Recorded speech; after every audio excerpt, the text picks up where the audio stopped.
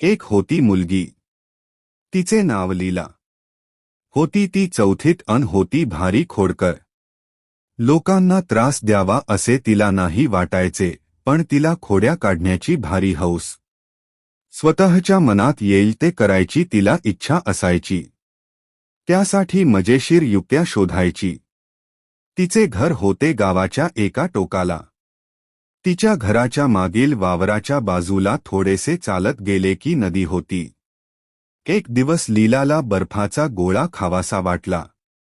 आई म्हणाली, नको खाऊ. ताई म्हणाली, नको खाऊ. माई म्हणजे तिची आजी म्हणाली, लीला नको खाऊ गोळा, दुखेल तुझा गळा. सगळं पाणी होईल, नाकात गोळा. आता काय करावे बरे? लीला विचार करू लागली. तिला एक युक्ती सुचली. ती नदीकडे गेली.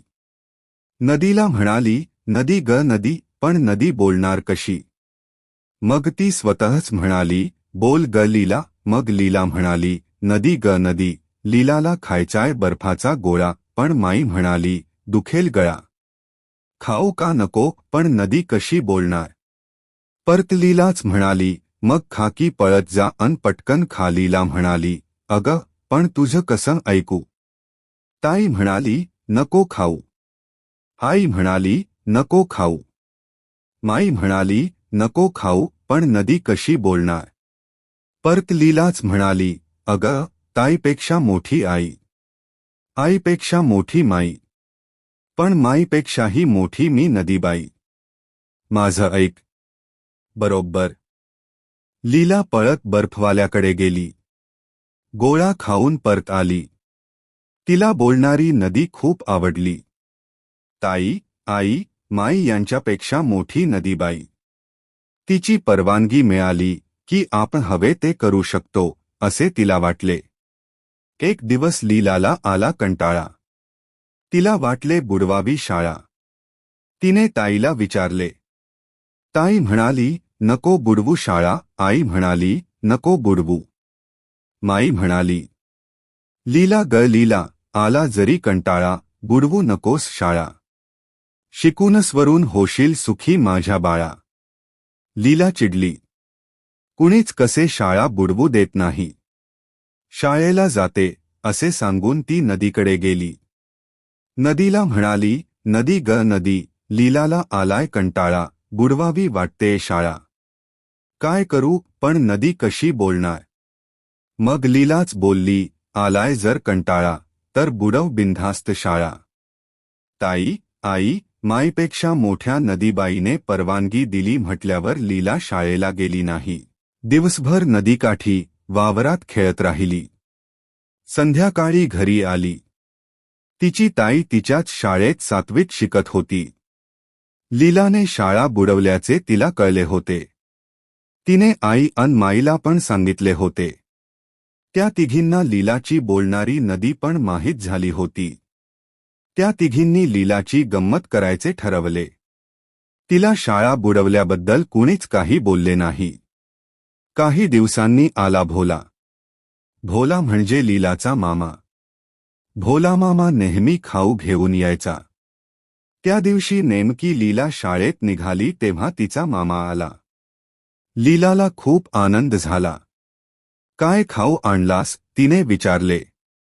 भोला मामा म्हणाला, लीला ग लीला, माझ्या लाडक्या बाळा, खाऊ म्हणून आणलेत बदामी पेढे 16 पेढे. ते पण बदामी. लीला एकदम खुश झाली, पण शाळेला जायला उशीर होत होता म्हणून ती पळाली. संध्याकाळी आल्याबरोबर मी पेढे खाणार, लीला ओरडतच गेली. शाळेत दिवसभर तिच्या डोळ्यांसमोर पेढे नाचत होते. पेढे कुठे आहेत? लीलाने आल्याबरोबर विचारले. आई म्हणाली, शिंकाळ्यावरच्या बुट्टीत डबा ठेवलाय बघ. लीलाने स्टूल घेऊन डबा काढला. उघडून पाहते तर डबा सगळा रिकामा. आई, यात तर एक पण पेढा नाही, लीला ओरडली. लीलाचे ओरडणे ऐकून आईला नवल वाटले. आई म्हणाली, अगं, असं कसं होईल? तिने ताईला हाक मारली, नीला, ए नीला. काय ग आई? नीला परसातून पळत आली.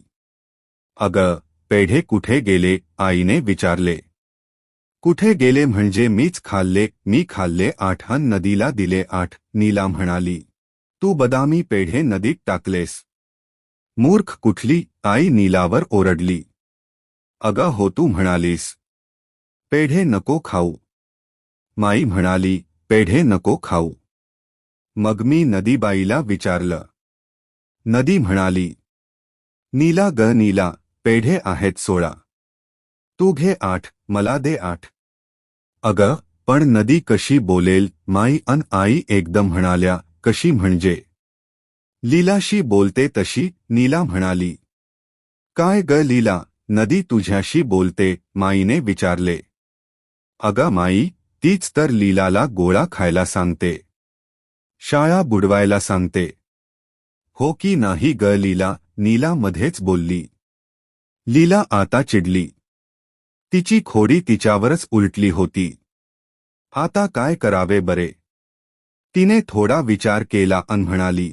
ताई, आई, माई, समजलं ग बाई, नदीशी बोलायला आता जाणार नाही. माई हस्त कपाटाकडे गेली अन डबा घेऊन आली.